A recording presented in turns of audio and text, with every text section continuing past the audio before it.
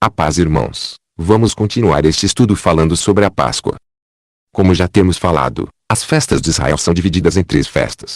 As festas da primavera, que são Páscoa, primícias e pães asmos. Depois temos a festa de Pentecoste no final da primavera e início do verão. E por último, as festas do outono, trombetas, dia da expiação e tabernáculos. Deus estabelece o fim pelo começo. Continuamos este estudo lembrando que vamos dar testemunho do projeto de Deus e deixar a palavra de Deus explicar por si mesma, sendo ela testemunha do que está sendo dito aqui. Como falamos na introdução deste estudo, as festas de Israel são proféticas. Paulo disse em Colossenses capítulo 2 verso 16 e 17. Portanto, ninguém vos julgue pelo comer, ou pelo beber, ou por causa dos dias de festa, ou da lua nova, ou dos sábados, que são sombras das coisas futuras, mas o corpo é de Cristo. As festas de Israel, assim como a lei do Antigo Testamento, são sombras das realidades espirituais que devemos conhecer para que possamos estar no Espírito, de acordo com a vontade do Senhor para nós. A festa da Páscoa é muitas vezes chamada Pães Asmos, porque, durante os 7 dias de Pães Asmos também se comemorava a Páscoa e também a festa das primícias. Eram 3 festas em uma. O povo de Israel, especialmente os homens, eram orientados a ir para o local escolhido por Deus 3 vezes ao ano, que durante a maior parte da história do povo hebreu era Jerusalém. Eles iam para o local escolhido por Deus, a primeira vez, durante a Páscoa e Pães Asmos, a segunda vez na festa de Pentecoste, e finalmente a terceira vez para as festas do outono, incluindo tabernáculos. Hoje vamos à nossa cidade espiritual, que não é feita por mãos humanas, mas vamos ao alto, em espírito e pela fé, até a cidade onde os alicerces são criados e fundados pelo próprio Deus. O nome Páscoa significa passagem. Antes da saída do povo de Israel do Egito, Deus anunciou a última das 10 pragas, que seria a morte de todos os primogênitos. A Páscoa fala da passagem de uma vida velha para uma vida nova, através do sangue do Cordeiro, ou seja, o sacrifício de Jesus, já que Ele é a nossa Páscoa. Ele derramou seu sangue na cruz por nós. A Páscoa fala da nossa justificação através do sangue do Cordeiro. Em um outro nível teremos também a passagem das primícias ou primogênitos do Senhor, aqueles que vão reinar com Cristo, passarão dessa vida para uma nova vida, e reinarão com Cristo por 1000 anos, receberão o galardão e a bênção dobrada, para cumprir o propósito estabelecido por Deus. A palavra Páscoa na língua hebraica é composta por 3 letras ou símbolos. O sistema de escrito hebraico é composto de símbolos que são na verdade desenhos com grande significado, e que trazem com eles muitas vezes profecias lindíssimas do projeto de Deus para nós. A palavra Páscoa é composta de 3 letras, que juntas têm o seguinte significado: a fala que suportam transforma o interior. A Páscoa é o início da caminhada do homem, que ouviu a voz de Deus e isso gera uma mudança interior em seu ser. Então a Páscoa que hoje nós celebramos é a nossa conversão, o início da nossa caminhada com Cristo. Não é o final do caminho, é apenas o começo. Não podemos parar no início, já que o povo de Israel também cumpriu a sua Páscoa, mas falharam no Monte Sinai, que foi o Pentecoste deles, falharam na entrada para a terra prometida, já que não tiveram a fé necessária, e apenas 2 dos espias trouxeram um bom relatório. Seria o cumprimento da festa de tabernáculo para eles, mas como disse Jesus, comeram o maná no deserto mas morreram. João capítulo 6 verso 49. Êxodos capítulo 11 versos 1, 2, 4 e 5. E o Senhor disse a Moisés: ainda uma praga trarei sobre Faraó e sobre o Egito, depois, vos deixará ir daqui, e, quando vos deixar ir totalmente, a toda pressa vos lançará daqui. Fala agora aos ouvidos do povo, que cada varão peça ao seu vizinho, e cada mulher à sua vizinha, vasos de prata e vasos de ouro. Disse mais Moisés: assim o Senhor tem dito, à meia-noite eu sairei pelo meio do Egito, e todo primogênito na terra do Egito morrerá, desde o primogênito de Faraó, que se assenta com ele sobre o seu trono, até o primogênito da serva que está atrás do moinho, e todo o primogênito dos animais. Então, como vemos, a primeira Páscoa para o povo hebreu foi marcada pela 10ª e última praga, onde todos os primogênitos iriam morrer, não somente dos egípcios, mas também os primogênitos do povo de Israel. Para eles escaparem da morte e serem reconhecidos, deveriam comer o cordeiro junto com suas famílias e passarem o sangue nos umbrais das portas de suas casas, ou seja, o projeto de Deus desde a eternidade quer fazer do homem a sua habitação e moradia deve ter o sangue de Jesus no seu coração. A Páscoa fala da salvação do homem, uma salvação que acontece agora, não apenas num futuro distante. Precisamos ser salvos da nossa situação de pecado, antes escravos dos desejos da carne e sujeitos a todo tipo de vaidade. Jesus foi à casa de Zaqueus e este teve seu coração transformado. Disse que restituiria tudo o que lhe tinha defraudado, pelas leis de Deus, quadruplicado. Jesus então lhe disse que, hoje a salvação veio na sua casa, hoje, não depois. Como diz em Mateus capítulo 1 verso 21. E dará à luz a um filho e chamará seu nome Jesus. Porque ele salvará o seu povo dos seus pecados. Então essa é a salvação, nos livrar de uma vida de pecado, sem esperança, onde antes éramos construtores de obras humanas, um povo impuro, como o povo de Israel no Egito, trabalhavam com tijolos na construção, obras que valorizavam a morte, criavam túmulos, sepulturas, provavelmente pirâmides onde homens mortos eram enterrados como se fossem deuses. Mas a chamada é para sermos um povo santo, edificando um templo para oferecer sacrifícios agradáveis ao Senhor. A palavra salvação no hebraico é composta das letras que individualmente significam mão, prego, dente e olho. Vemos aí a profecia da morte de Cristo na cruz, as mãos cravadas nos pregos, olho por olho, dente por dente. Ele deu sua vida pela nossa vida. Assim era a lei do Antigo Testamento, assim é a restituição que Deus espera. Agora o seu sangue e sua carne são nosso alimento, que antes vivemos escravos do nosso pecado, agora em Cristo podemos ter vida, e vida em abundância.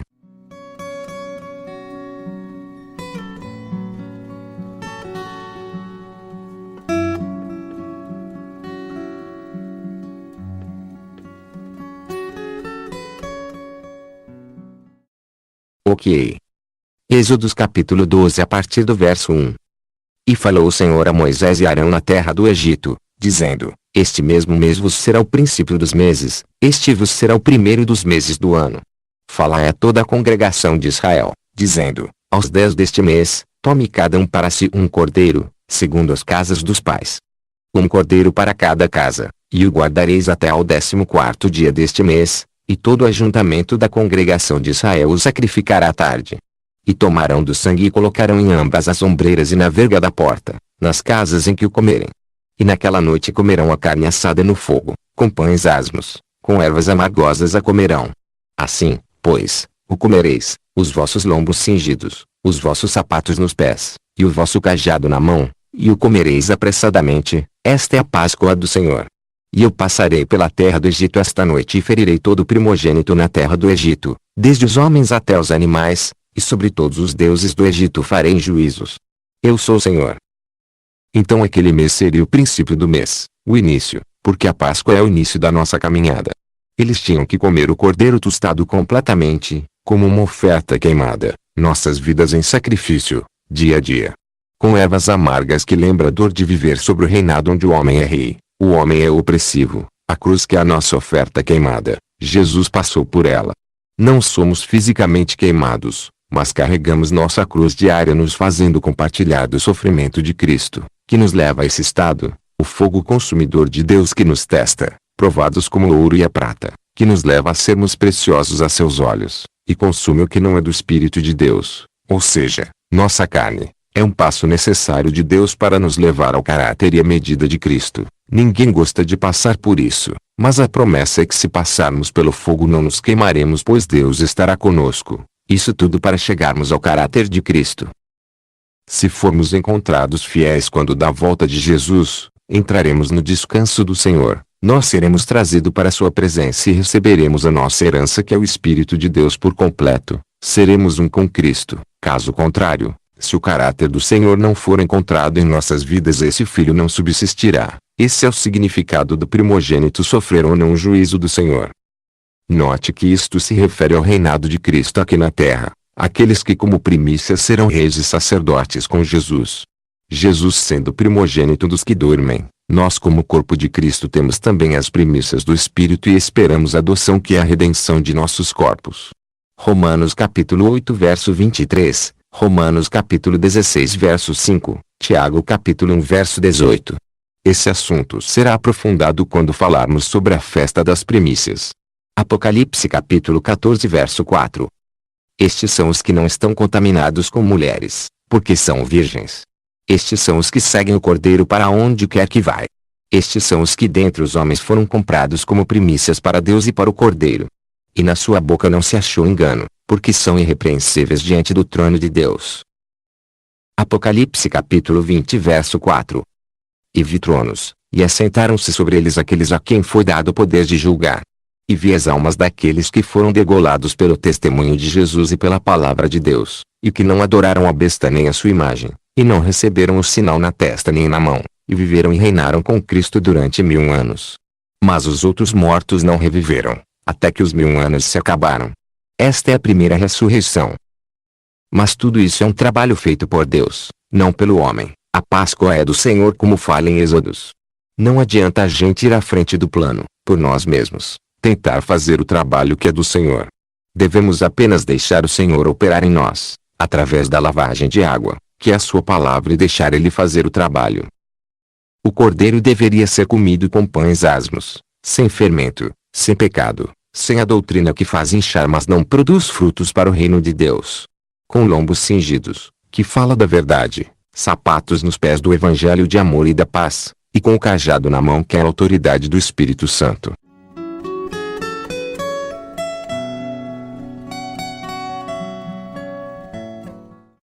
Êxodos capítulo 12 verso 29 a 33. E aconteceu, à meia-noite, que o Senhor feriu todos os primogênitos na terra do Egito. E Faraó levantou-se de noite. Então, chamou a Moisés e a Arão de noite e disse: Levantai-vos, saí do meio do meu povo, tanto vós como os filhos de Israel, e ide, servi ao Senhor, como tendes dito. Levai também convosco vossas ovelhas e vossas vacas, como tendes dito, e ide e abençoai-me também a mim. E os egípcios apertavam ao povo, apressando-se para lançá-los da terra, porque diziam: todos seremos mortos. Assim, partiram os filhos de Israel de Ramessés para Sucote, coisa de 600.000 de pé, somente de varões, sem contar os meninos. Então vemos aqui que foi Faraó que mandou o povo de Israel sair, não foram eles que se rebelaram. Aqui está o agir de Deus. É Ele que faz as circunstâncias acontecerem na nossa vida para que possamos finalmente aceitar o plano de salvação que o Senhor tem para nós. Como o povo de Israel foi chamado para fora do Egito, assim nós também somos parte da igreja, ou eclesia, que significa chamados para fora, para uma vida limpa e santa.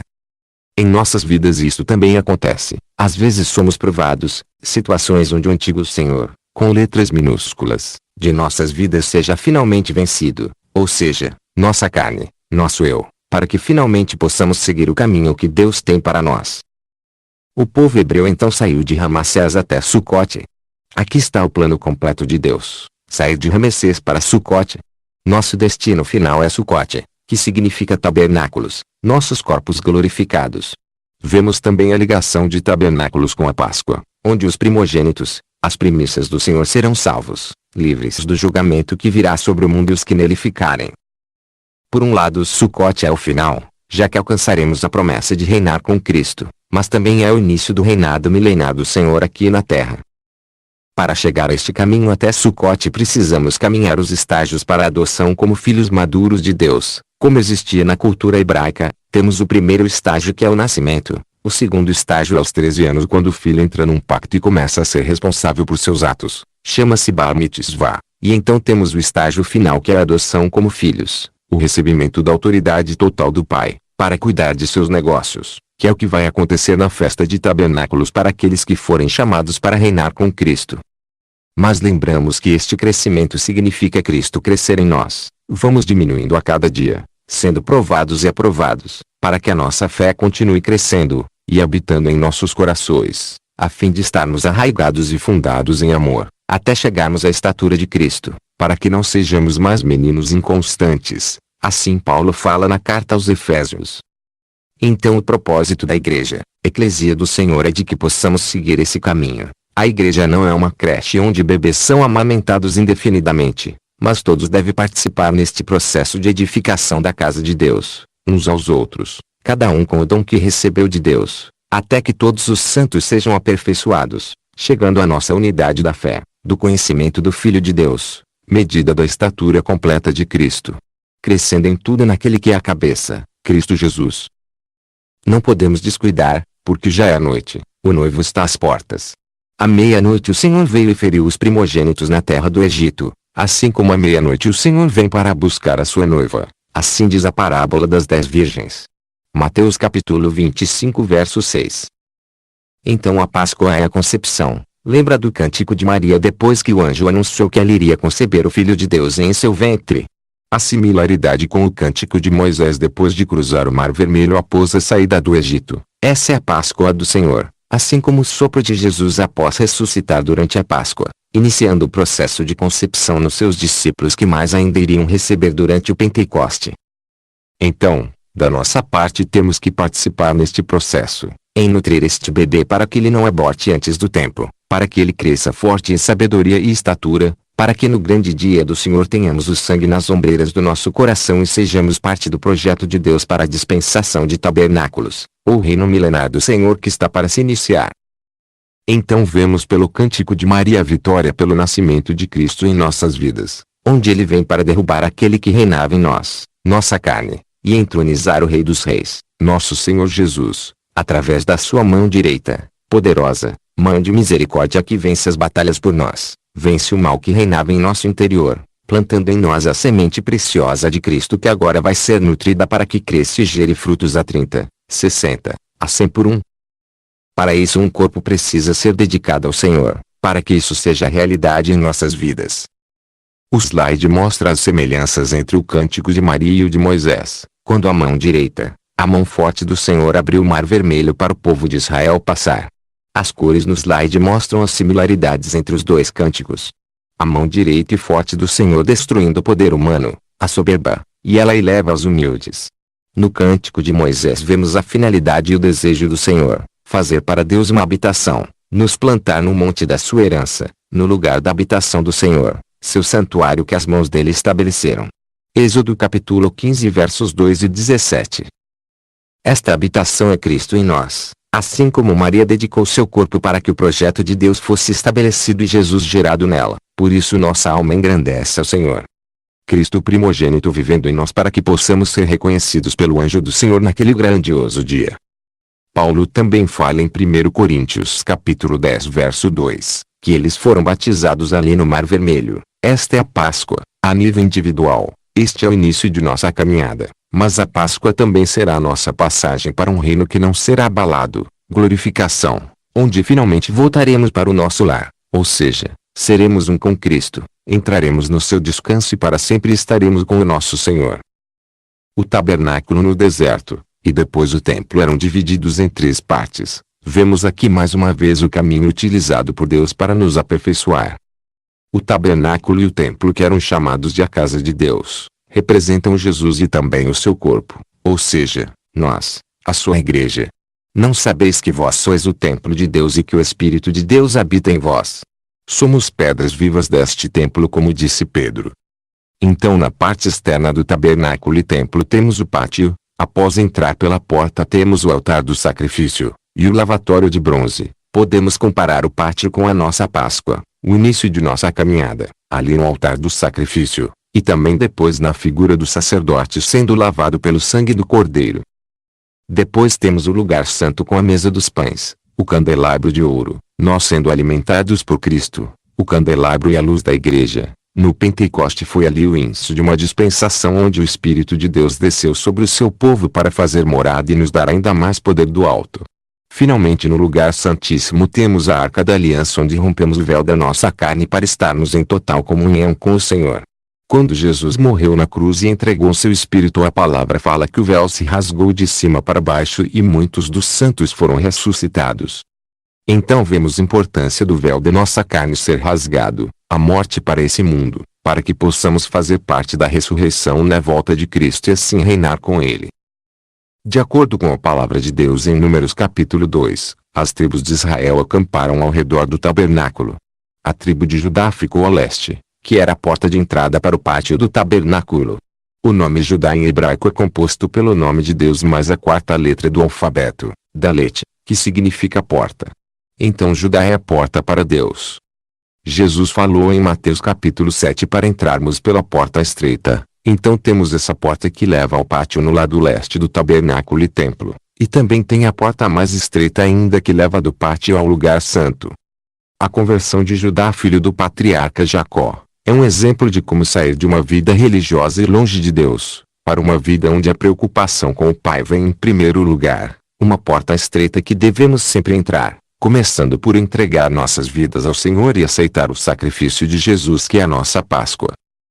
Como já foi falado, existe uma ligação da Páscoa com a festa de tabernáculos, porque, enquanto a Páscoa é o início de nossa caminhada individual, ela também representa a nossa glorificação, a passagem dos primogênitos do Senhor e início da festa de tabernáculos. Seremos reis e sacerdotes para reinar com o Senhor Jesus. Vemos a ligação do sacerdote com a noiva e também com o primogênito. As vestes do sacerdote e as vestes da noiva são similares em vários aspectos na Bíblia. Temos a separação e consagração de ambos para um serviço e para o noivo. Vemos a ligação do sacerdócio com a noiva e o primogênito no desejo de Léa, uma das esposas de Jacó, de fazer com que seu marido amasse. Então quando o primogênito Rubens nasceu, ela falou: "O Senhor atendeu à minha aflição, por isso agora amará o meu marido." Daí depois nasceu seu segundo filho Simeão, e quando o terceiro filho nasce, ela diz: "Agora deve se unir a mim, porque 3 filhos lhe tenho dado." Por isso o chamou de Levi, que significa juntos, em harmonia. Gênesis capítulo 29 versos a 32 a 34. O primogênito também tem direta ligação com o sacerdócio, pois a tribo de Levi só foi escolhida como sacerdotes de Israel devido à remissão dos primogênitos que aconteceu no deserto. Os primogênitos eram os únicos que teriam essa honra, pois tinham sido livrados pelo sangue do Cordeiro, mas devido ao episódio da adoração ao bezerro de ouro, onde todo o povo de Israel se corrompeu enquanto Moisés subia ao monte, o Senhor escolheu a tribo de Levi devido a estes terem atendido o chamado de Moisés para se arrependerem e fazerem o que o Senhor tinha ordenado naquela ocasião. Então somos um sacerdócio real, nação santa. Antes não éramos povo de Deus, mas agora alcançamos sua misericórdia. Êxodo capítulo 32 versos 25 e 26, e Números capítulo 3 versos 11 e 12.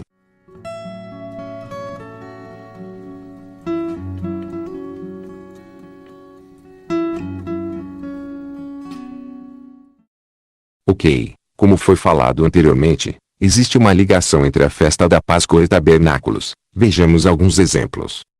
Na saída do povo de Israel do Egito, eles chegaram a Sucote como primeiro lugar de parada durante a Páscoa.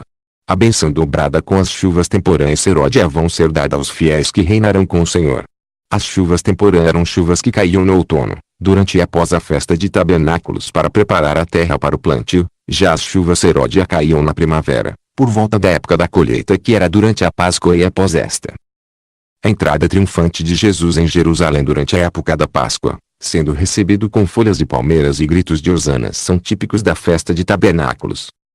Outra importante conexão é o tabernáculo da época de Moisés, que foi inaugurado no primeiro mês do ano, que é quando acontece a festa da Páscoa. E também temos as pragas ou selos de Apocalipse, que é uma preparação para o início do reinado de Cristo, que é tabernáculos, com sinais muito parecidos com as pragas que aconteceram antes da Páscoa no Egito. Então tudo isso fala de uma ligação entre tabernáculos e Páscoa, onde os primogênitos do Senhor, ou seja, seus fiéis que venceram, irão reinar com Cristo, fazendo parte de seu reinado milenar durante a dispensação de tabernáculos que está próxima de se iniciar. Então, assim como o povo, para se livrar da praga do primogênitos, tinha que passar o sangue do Cordeiro nos umbrais das portas, em Apocalipse vemos o sinal de Deus na testa dos fiéis. Isto é similar ao sangue nas portas. No livro de Deuteronômio temos mais detalhes sobre este sinal, onde o Senhor fala que o povo de Israel teria que imprimir aquelas palavras da lei de Deus, como sinal em seus corações e mentes, amarrando em suas mãos e testas.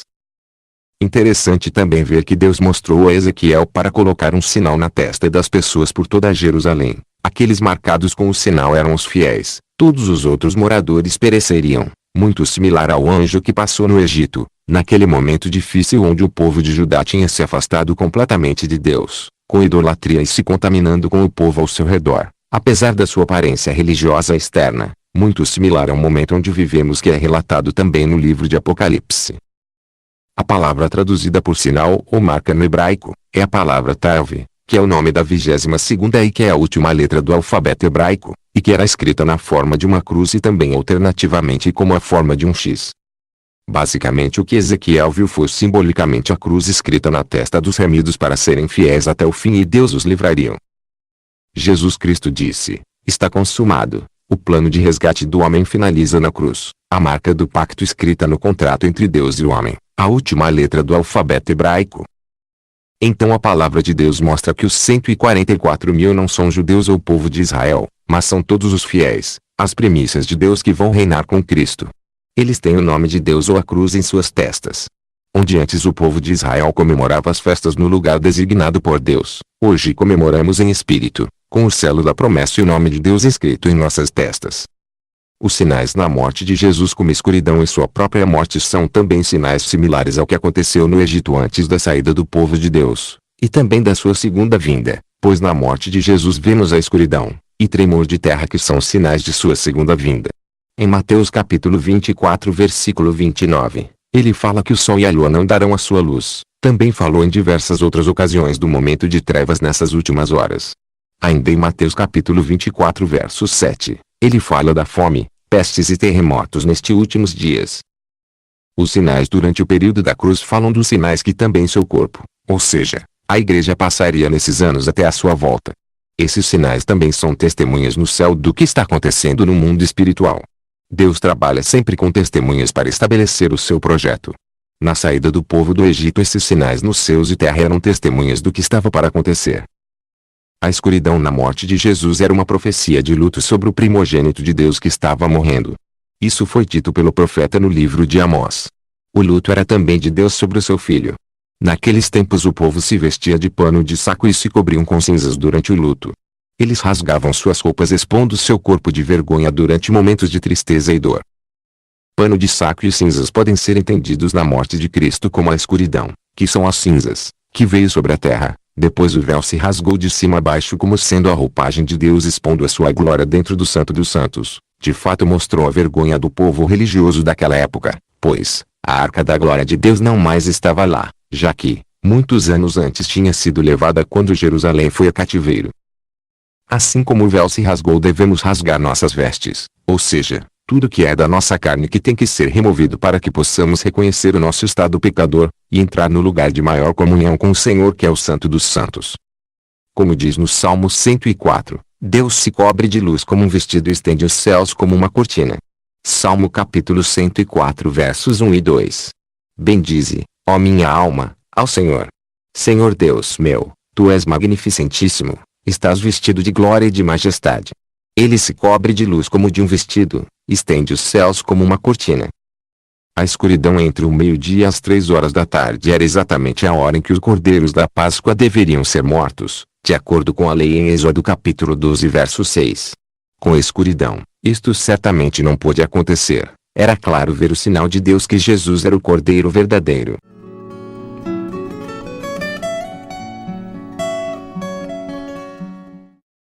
Ok, a Páscoa celebrava o início da colheita, especialmente da cevada que amadurecia antes do trigo. Este é tipo do Pentecoste.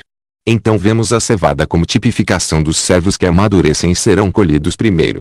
Enquanto a Páscoa individualmente para nós fiéis marca o início da nossa caminhada, mas também significa o início das colheitas do Senhor, onde aqueles que passaram pelo seu processo de maturidade serão escolhidos para reinar com Jesus. Então temos a simbologia das primícias, do primogênito, o servo fiel e sensato que similar a um primogênito será encarregado de todos os bens do Senhor. Isto será aprofundado mais quando falarmos da festa das primícias. O processo de tirar a casca da cevada naqueles tempos era feito através da peneira com o vento. Enquanto que o trigo passava por um processo mais duro, em que animais eram envolvidos, a cevada apenas necessitava do vento para que ela estivesse pronta para o uso. Assim são aqueles que o Senhor tem separado do mundo, através do sopro do Espírito, são estes que vão estar prontos na vinda gloriosa de Jesus. Temos que ser como aquela cevada, amadurecer mais cedo, também será acolhida mais cedo. A cevada naquela época produzia um pão mais humilde, normalmente utilizadas pelos pobres, não fermentava. Já o trigo, pelo contrário, fermentava. Na oferta dos 2 pães da festa de Pentecoste, aqueles pães deveriam passar pelo forno, o fogo para anular o processo de fermentação. Esse assunto será abordado quando falarmos da festa de Pentecoste. Antes da saída do povo de Israel do Egito, o Senhor trouxe um julgamento na forma de 10 pragas. A 7ª praga foi de trovões, fogo e uma espécie de granizo chamado saraiva. Após esta 7ª praga a gente vê que a cevada foi atingida porque amadurecia antes, enquanto o trigo ainda estava coberto. Êxodo capítulo 9 versos 31 e 32. E o linho e a cevada foram feridos, porque a cevada já estava na espiga, e o linho na haste. Mas o trigo e o centeio não foram feridos, porque estavam cobertos. Em Provérbios capítulo 20 verso 26, literalmente diz que o rei sábio peneira o mal e faz girar sobre ele a roda da ira. Isto descreve o processo de remover a casca do grão da cevada e do trigo. É o processo de santificação que nós precisamos passar. Uns amadurecem primeiro, como a cevada, basta um sopro do Espírito. Outros precisam passar por um processo mais doloroso. E isto também fala das colheitas do Senhor, onde ele levará a cevada para o seu celeiro. Serão os fiéis que reinarão com o Senhor. A cevada aparece na história de Gideão, no livro de Juízes capítulo 7. Era o sinal de sua vitória sobre os midianitas. Evento que profetiza a vitória que hoje já temos em Jesus e que a um nível maior vai acontecer quando o seu reino for estabelecido e os inimigos finalmente serão colocados debaixo de seus pés, sendo a morte o último deles. Vemos a cevada no milagre de Eliseu, onde ele alimenta 100 homens com apenas 20 pães de cevada. O milagre da multiplicação que é também visto ainda em maior escala com Jesus alimentando uma multidão de quase 5.000 homens com apenas 5 pães de cevada. Vemos isso no Evangelho de João capítulo 6. Isto é o simbolismo da transfiguração de Jesus, lá no monte com Moisés e Elias nas nuvens. Os fiéis do Senhor são essas nuvens, nuvens de testemunhas de Jesus, aqueles que irão reinar com Cristo e receber esse maravilhoso galardão. Eliseu prefigura nós os fiéis, já hoje, ainda mais no reino quando receberemos nossa bênção dobrada. Eliseu recebeu esta bênção de Elias, e vemos que Eliseu fez o dobro de milagres de Elias. É uma obra que iniciou e que vai ser completada no reino de Deus, quando recebermos esta bênção dobrada. Assim foi com Eliseu completando o trabalho que Elias tinha começado. Jesus tinha essa bênção e veio após João Batista, o Elias que preparou os caminhos do Senhor. Hoje devemos buscar ser este Elias dos últimos dias. Como diz o profeta Isaías: preparem no deserto um caminho para o Senhor, abram ali uma estrada reta para o nosso Deus passar. Todos os vales serão aterrados, e todos os morros e montes serão aplanados. Os terrenos cheios de altos e baixos ficarão planos, e as regiões montanhosas virarão planícies. Então o Senhor mostrará a sua glória. Então todos nossos caminhos maus, orgulho, sentimentos ruins devem ser aplanados, caminhos tortuosos devem ser corrigidos para que o Senhor possa vir para nos visitar e finalmente um dia nos buscar para o seu reino onde teremos a nossa bênção dobrada. Temos outro exemplo disto na obra de Josué que veio para completar o que Moisés tinha começado e finalmente conduzir o povo a cruzar a terra prometida. Então precisamos com urgência nos preparar para a gloriosa vinda do Senhor. Buscar ao Senhor mais, deixar a palavra de Deus como água nos limpar. Ele mesmo o Senhor irá remover de nós o que não é dele. Esse é o trabalho da remoção da casca da cevada através do Espírito Santo, o trabalho de remoção da casca do trigo na ira do Senhor, e por final o que realmente não queremos, que é passar por um processo mais doloroso, que é aquele descrito em Apocalipse capítulo 14, onde no final dos tempos o Senhor irá lançar sua foice aguda para colher as uvas da terra, e atirá-las no grande lagar da sua ira. Realmente não precisamos passar por isso. Podemos deixar o Espírito atuar em nós agora e sermos usados pelo Senhor e com ele desfrutar de todas as suas bênçãos maravilhosas. A Igreja de Deus é a sua eira, é onde a gente é trabalhado para sermos preparados para estarmos com o Senhor. A esperança da adoção que o apóstolo Paulo falou, adoção como filhos maduros, a palavra grega eios, que significa filhos maduros. Então esse processo de amadurecimento é visto na beleza dos acontecimentos no Monte Moriá, desde a ida de Abraão e Isaque ao Monte do Sacrifício, onde o anjo livrou o filho da promessa, depois nos tempos de Davi onde ele compra a eira de Araúna, no mesmo Monte Moriá, que foi o lugar onde o anjo aplacou, parou o seu julgamento depois daquele pecado de Davi. A eira de Araúna foi comprada por Davi, para ser o lugar onde ele faria um altar, e depois seu filho Salomão construiria o templo naquele mesmo monte, o Monte Moriá. A eira é o lugar onde as pedras vivas do templo de Deus são edificadas, para um sacerdócio santo onde possamos oferecer sacrifícios agradáveis a Deus, até que no toque da trombeta possamos ser livres do julgamento, e estarmos com o Senhor para sempre.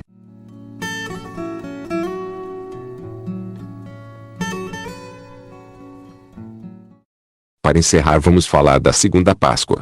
Se alguém estivesse impuro e não pudesse celebrar a Páscoa no primeiro mês, Deus proveu uma outra oportunidade, que seria um mês depois da primeira. Podemos ver isto no livro de Números capítulo 9 a partir do verso 6.